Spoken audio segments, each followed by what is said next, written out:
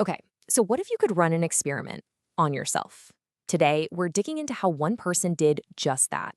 He tested 15 different habits, and, well, he didn't just improve his life, he completely transformed it. And that's really where this whole explainer starts, with this bold, kind of funny premise. It's one thing to read about self help, but it's another thing entirely to become the subject of your own growth experiment. And the results? Yeah, they weren't just some minor adjustments here and there. We are talking about a massive, almost unbelievable shift in his mindset, his productivity, his entire way of life. So here's the game plan for how we're going to break this down. We'll start with the experiment itself, then dive into how you can master your morning, sharpen your mind and body, build up that inner framework, and then finally we'll get to the one big realization that makes it all click. So where does a huge transformation like this even begin? It all starts in those first few hours of the day. The idea is really simple. If you win the morning, you build up this incredible momentum that can carry you through the entire day. These are the first four habits, the foundation. And look, they're not complicated, right? But what they do is establish a sense of discipline and purpose from the literal moment your eyes open. Let's just unpack that for a second. Making your bed, it's not really about having a tidy room. It's about psychology. It's a tiny little win, sure, but it's the first win of the day. You're proving to yourself within minutes of waking up that you can follow through and show up. And this right here, this changes your whole relationship with the day. Instead of waking up and immediately reacting to emails, texts, and notifications, you get to start in the quiet. You're on your own terms. You're setting the tone instead of just reacting to it.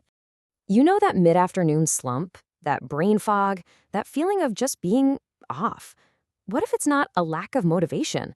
The source here suggests you might just be buffering because you're dehydrated. Thinking of water as a non-negotiable performance enhancer, that's a game changer for your mental clarity. Okay, let's keep building on this. Once you've conquered the morning, the next set of habits is all about strengthening the vessel, both your body and your mind.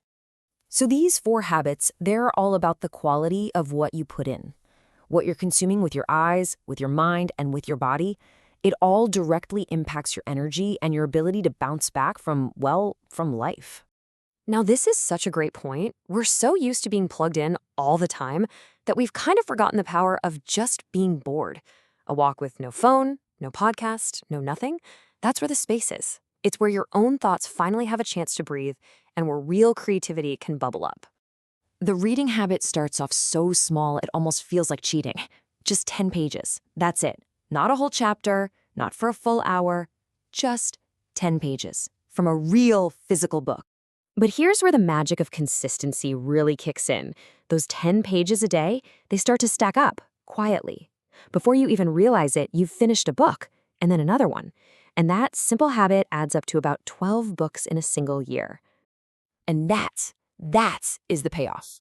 I love this phrasing. It's a small, daily act of learning that compounds into a huge intellectual advantage over time. It's one of the best long-term investments you can make in yourself. All right, now we're getting to the real core of this whole transformation. These next habits, they're not just things you do. They're about building the internal architecture for things like self-trust, focus, and, personal integrity.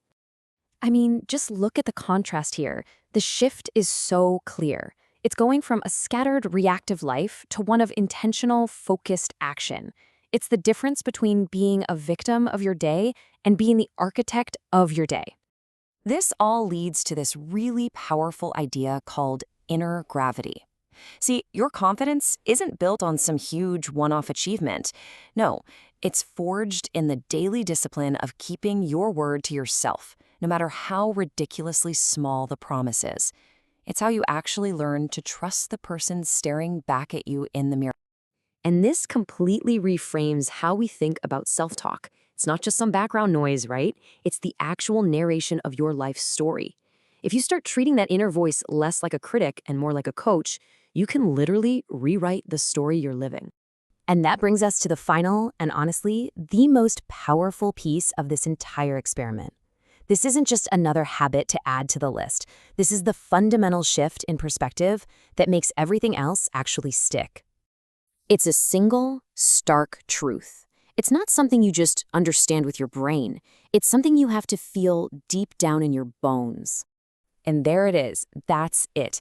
This is the moment of what you might call radical ownership. The second you stop waiting for a mentor, for a lucky break, for someone to give you permission, that's the exact second your real power gets unlocked. Once you truly deeply accept this, everything changes. All the excuses they lose their power. You stop outsourcing your own success and you start taking full responsibility for creating the life that you actually want. So the framework's been tested. The habits are all laid out for you. But the real power isn't in just knowing about them, is it? It's in picking one and just starting. As the source says, you're the one holding the pen. So what's your first move going to be?